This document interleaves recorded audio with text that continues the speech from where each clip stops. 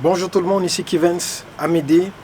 Je vous parle là pour la dernière fois cette semaine et par la suite, comme j'ai déjà annoncé, on va faire relâche pour les capsules inspiration.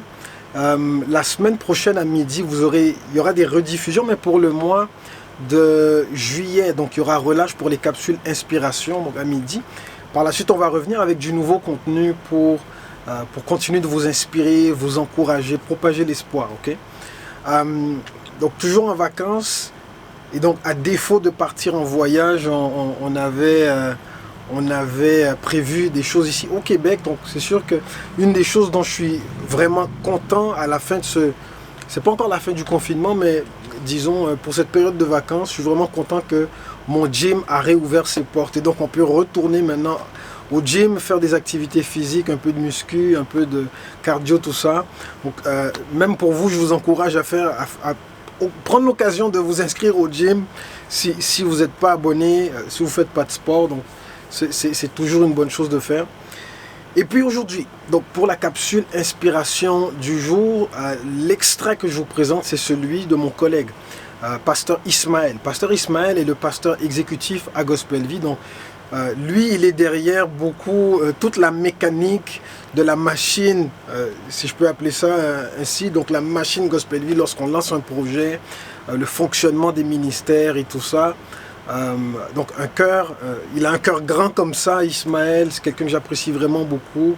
Et puis parlant de cœur, le thème ou le sujet du message que je vous présente aujourd'hui, l'extrait, il parle justement du cœur, Ismaël. Et puis je pense que ce qu'il va dire là, ça va vraiment vous toucher. Le cœur, donc ce sera qu'un extrait. Comme d'habitude, si vous voulez regarder l'intégrale du message par la suite, vous pourrez le faire en cliquant sur le lien qui apparaît dans le descriptif. Okay? Je vous laisse maintenant écouter ce message inspirant de pasteur Ismaël Bastrache. Et par la suite, on se revient. Tu n'es peut-être pas au contrôle de toutes les circonstances qui se passent dans ta vie, mais tu es au contrôle de ce que tu vas laisser rentrer dans ton cœur et comment ça va affecter ton cœur. Et qu'est-ce que tu veux laisser demeurer dans ton cœur.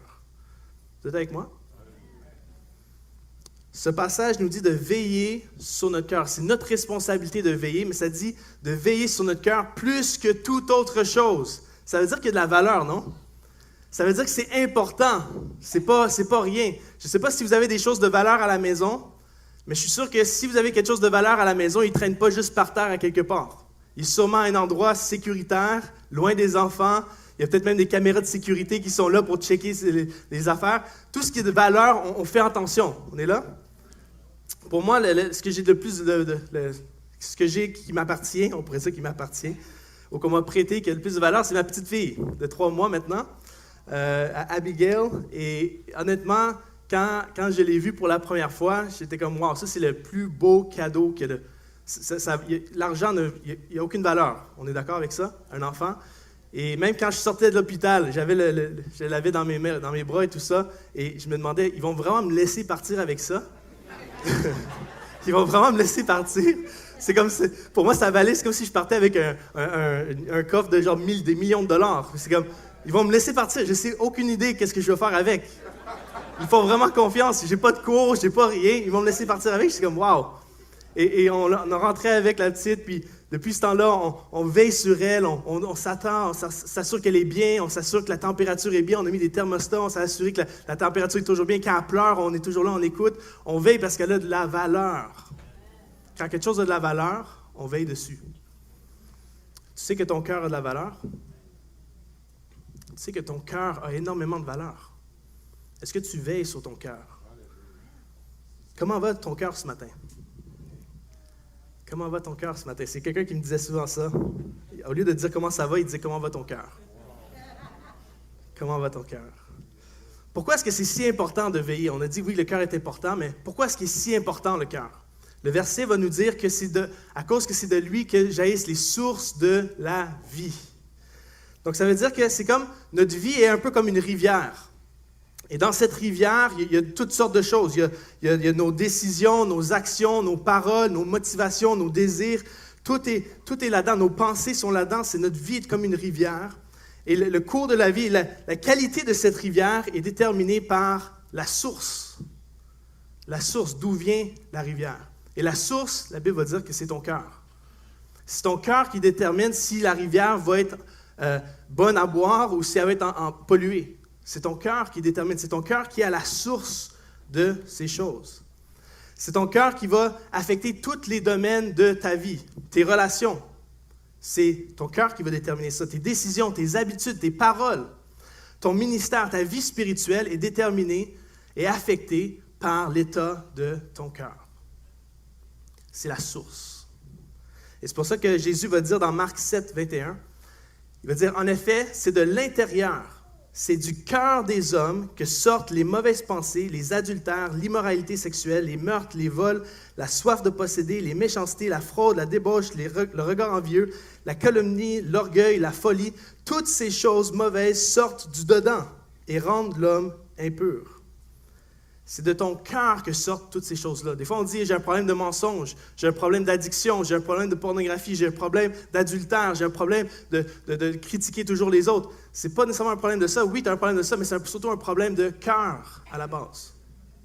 C'est ton cœur qui est en mauvais état et la bouche va juste ressortir ce que ton cœur est plein. Tes habitudes, tes décisions vont juste refléter ce dont ton cœur est plein. Comment va ton cœur ce matin? Tu ne peux pas changer tes habitudes si ton cœur ne change pas d'abord. C'est difficile de changer ton mariage si ton cœur n'est pas changé. C'est difficile.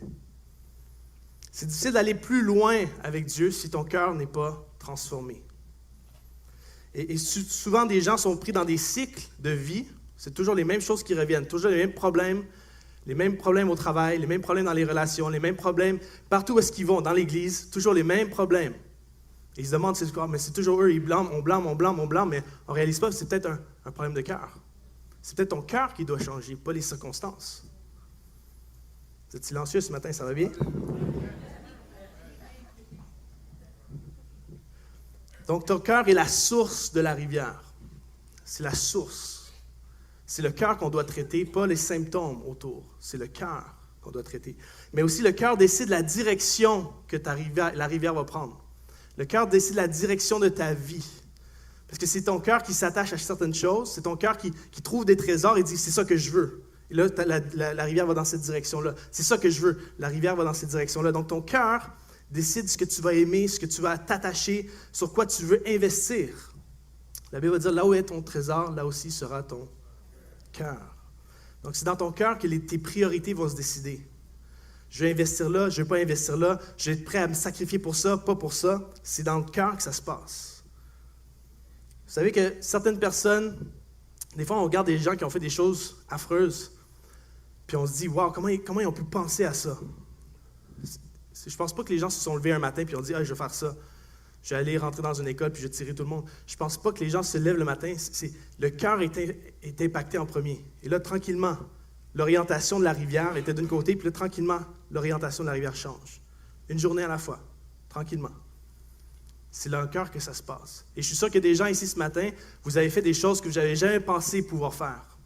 Vous avez commis des actions, puis vous dites, comment j'ai pu commettre ça? C'est incroyable. Et peut-être vous vivez dans le regret face à ça. C'est peut-être parce que dans votre cœur, il y a une orientation qui s'est faite.